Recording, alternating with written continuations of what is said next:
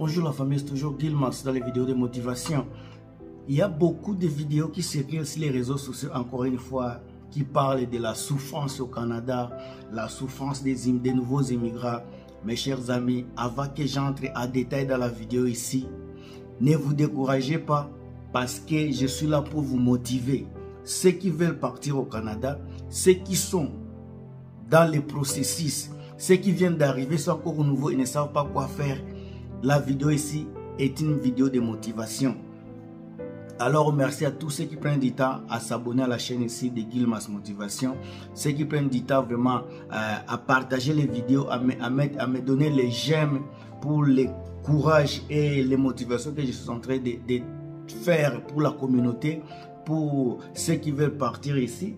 En tout cas, je suis fier de vous. Merci encore une fois de votre soutien.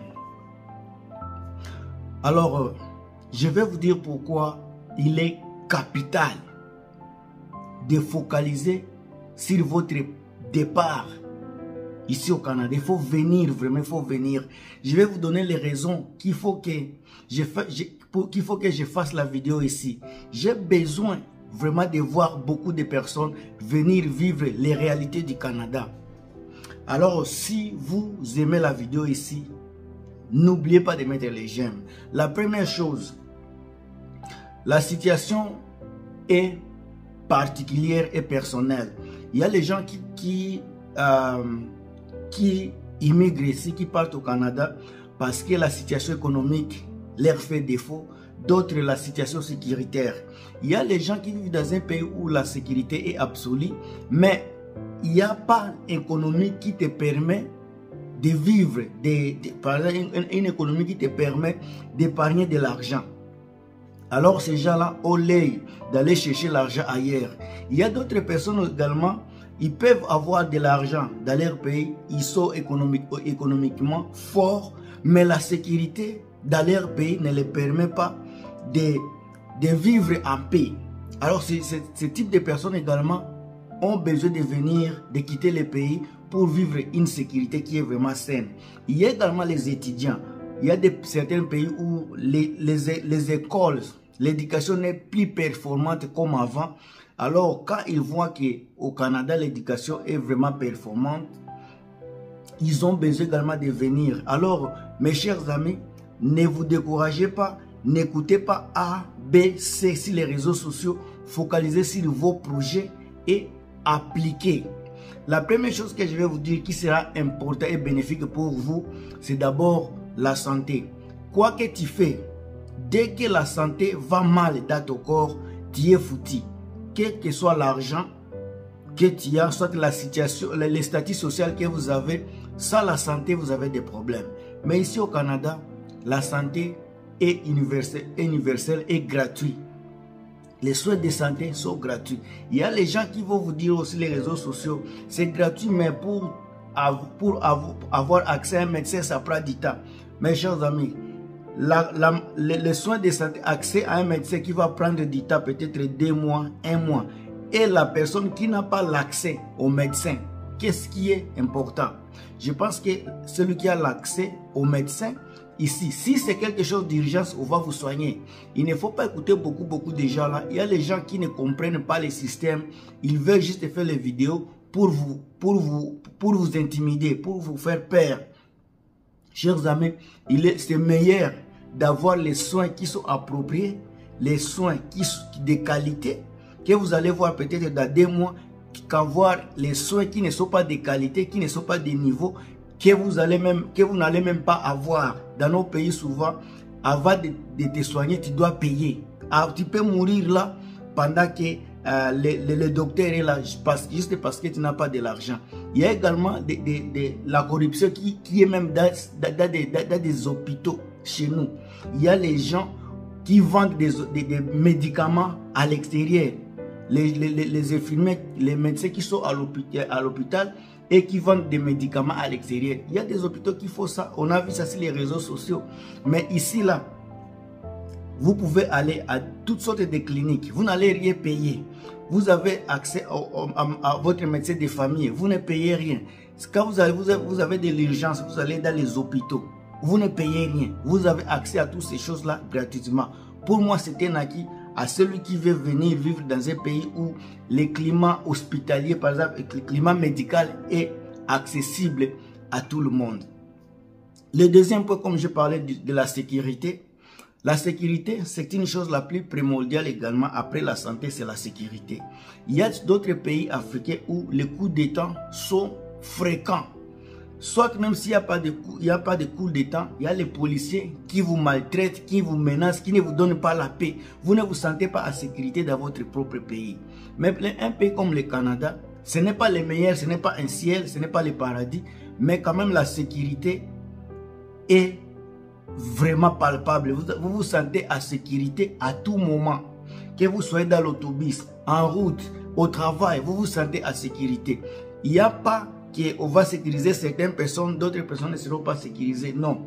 Ici, on sécurise vraiment tout le monde et vous vous sentez en sécurité, que ce soit dans les petits villages, dans les centres-villes, partout vous allez vous sentir vraiment en sécurité. Le troisième point, le point économique. Quand je parle de l'économie, on sait que le Canada, c'est un pays qui a une économie stable. Parmi les 10 grands pays avec économie forte, c'est les Canadiens parmi les 10 grands pays.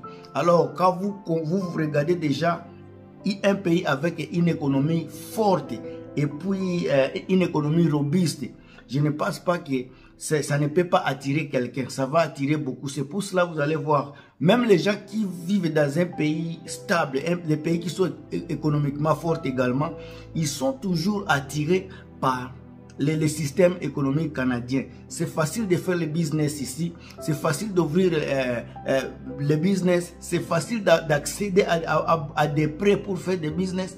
Il y a beaucoup de choses qui pourraient te permettre vraiment de te sentir à l'aise. Sur ce point-là, je vais marteler sur le point de vue travail.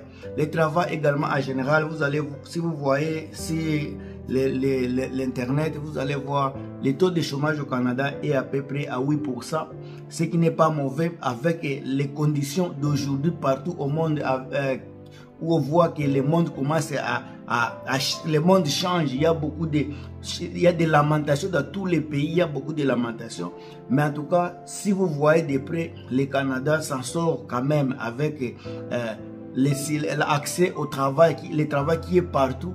Je n'ai pas dit que tout le monde a le travail, mais quand même on a accès au travail. Peut-être le travail que toi tu as besoin ne pourra pas être là, soit accessible, mais quand même il y aura un autre travail qui pourra compenser le travail que tu fais en général, ce qui pourra te donner quand même une somme qui pourra t'aider à dépasser, à finir votre mois sans avoir de difficultés financières. Alors, ce sont des petites choses auxquelles moi je regarde avant de faire, avant de juger les pays.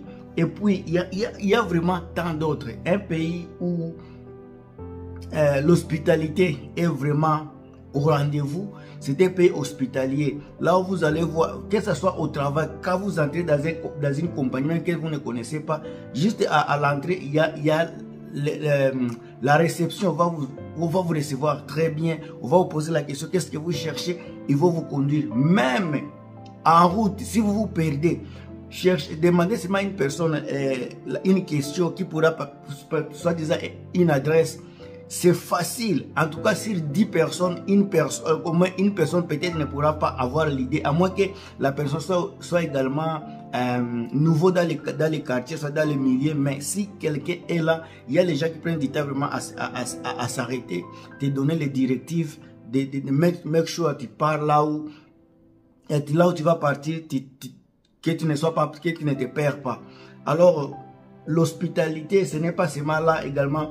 Dans beaucoup de secteurs, si tu as besoin de policiers, les policiers par exemple, tu te perds, tu pars au policier, les policiers ne vont pas te demander la carte, votre attestation, votre passeport, on n'a pas besoin de ça. Il va vraiment te conduire, soit te donner, te guider pour que tu ne te perds pas.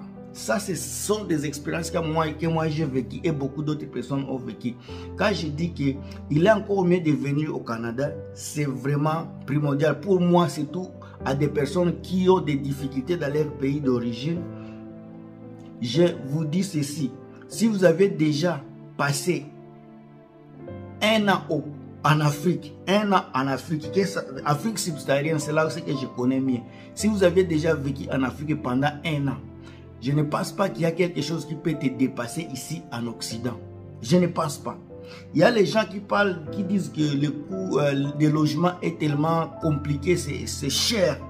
Je vous dis encore, je l'ai répété dans une vidéo précédente. Souvent, quand les gens parlent des logements chers, souvent, je dis souvent, ce n'est pas toujours, je dis souvent, vous allez voir, ils vont parler de la ville de Toronto, Vancouver, Calgary et Victoria des fois. Montréal aussi.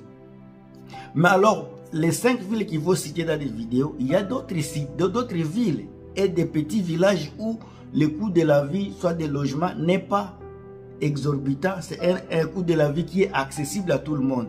Alors, c'est un choix souvent quand on est ici. Il y a les gens qui ne veulent pas comprendre le système, qui veulent vivre comme les gens qui ont vécu ici pendant 30 ans. Ces gens-là ne vont pas sentir peut-être les coûts puisqu'ils sont déjà bien assis ici. Mais toi qui as peut-être 1 an, 2 ans, 6 mois, tu n'es pas encore assis au Canada. C'est normal que tu te plaignes. C'est normal que tu te plaignes puisque tu n'as pas encore compris le système. Et souvent, ceux qui se plaignent, souvent, je n'ai pas encore dit que c'est tout le monde, souvent, les gens qui se plaignent, si vous allez voir, ce sont les gens qui ne sont pas encore intégrés dans la communauté, dans la société canadienne. Quand je parle de la communauté, c'est la communauté canadienne. Il y a des personnes qui ont quitté l'Afrique pendant 5 ans. C'est comme si ils réfléchissent toujours comme Africains. Ils vivent comme des Africains. Ils ne veulent pas s'intégrer dans la société canadienne. Quand vous allez les voir et ils se comparent, ils font la compétition avec d'autres Africains. Quand ils vont dans l'église, ils se font des compétitions avec les gens qui sont dans la même église, même pays d'origine. Pendant qu'ils sont venus dans un pays nouveau, un pays où on parle des rêves, un pays des rêves, pays de réalité. Au lieu de prendre cette opportunité-là, vous allez voir beaucoup de gens, ils sont en train de se mêler dans des affaires des communautés restreintes, où il y a toujours des taquineries, il y a des congossas, il y a de telles choses. D'autres personnes qui comprennent le système, ils se vendent d'abord de la communauté, ils vont apprendre la nouvelle culture, ils s'intègrent dans la communauté, dans la nouvelle communauté, ils voient comment la société marche. Souvent, vous allez voir ces gens-là, ils réussissent et ces gens-là ne se plaignent presque pas.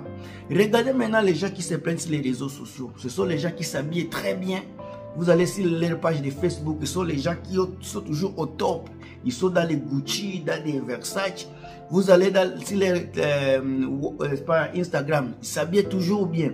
Tu te poses la question, combien d'argent ces gens-là ils reçoivent par mois et combien d'argent ils dépassent dans l'habillement, dans les offrandes, dans les églises, dans quoi également. Et il ne veut pas vivre loin de la ville, il veut vivre toujours près des centres-villes, puisqu'ils pensent qu'ils ont aussi besoin d'aller jouir des week-ends comme tout le monde. Mais il y a d'autres personnes qui peuvent aller dans les centres-villes une fois les mois, peut-être une fois tous les 2 mois, mais ils se focalisent à une autre chose. C'est comme ça que moi j'ai toujours dit, pour bien réussir au Canada, vous allez faire un choix. Ne pas laisser vos objectifs, votre vision qui vous a amené premièrement ici, ce sont les visions que vous devrez avoir en tête. Sans avoir cela, vous allez finir par se lamenter sur les réseaux sociaux et ça sera catastrophique.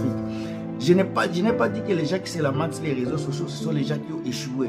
Il y a les gens qui se lamentent juste pour vous donner les informations, pour vous dire que ici ce n'est pas facile. Et oui, je le répète encore, ce n'est pas facile. Si vous venez avec l'idée de la facilité, vous aurez du problème. Venez avec l'esprit de travailler, venez avec l'esprit de vous intégrer dans la société, de vivre comme tous les Canadiens vivent. Ce n'est pas facile. Il y a beaucoup de gens ici, il y a plus de 40 millions d'habitants. Il y a les gens qui vont arriver aujourd'hui, il y a les gens qui vont arriver aussi demain. Quand on dit que les gens quittent le Canada, les gens commencent à retourner dans leur pays d'origine, vous allez voir que ce ne sont pas n'importe qui retourne dans leur pays d'origine. Ce ne sont pas n'importe qui.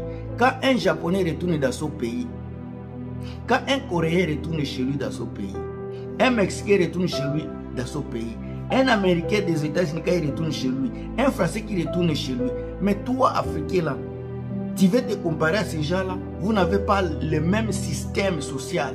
Vous n'avez pas les mêmes pays. Vous n'avez pas la même justice. Vous n'avez pas... Donc, tout ce que ces gens-là ont dans leur pays d'origine, vous ne l'avez pas chez vous. Mais quand celui-là se lamente, ces lamentations ne sont pas tes lamentations. Hein. Tes lamentations sont différentes de tes lamentations. Lui, là, il a la justice chez lui. Lui, il a la sécurité chez lui. Lui, il a les services de santé chez lui. Mais toi, là, tu as quoi chez toi? En tout cas, je pense que tu m'as compris. Moi, je suis Guilmas, votre frère, votre motivateur. Si vous aimez la vidéo, c'est comme si je suis en train de vous supplier de liker les vidéos. Mais en tout cas, vous avez compris le message. Si vous aimez la vidéo, likez la vidéo, commentez si vous avez des commentaires. Bientôt là, petit à petit, je suis en train de me ressaisir. Je vais commencer à répondre à des messages. Je vais commencer à prendre aussi les appels tantôt là. Il y a les gens qui m'appellent. Quand ils appellent à des job, ils vont m'appeler aujourd'hui, ils vont m'appeler demain, après-demain. J'ai la vie également, j'ai la famille. J'ai également d'autres personnes avec qui je dois parler. On doit s'entraider comme j'ai commencé. Je me suis décidé de vous aider, mes chers amis. Je vais vous aider comme il faut. Mais également, je ne suis pas quelqu'un qui fait des scammers. Il y a beaucoup de gens qui scamment beaucoup sur les réseaux sociaux. Soyez prudents. Il y a les gens qui vont dépasser l'argent, qui vont manger votre argent si vous n'êtes pas prudent. Moi, c'est votre frère encore une fois. On se revoit très prochainement. Je vous aime trop, je vous embrasse et à plus.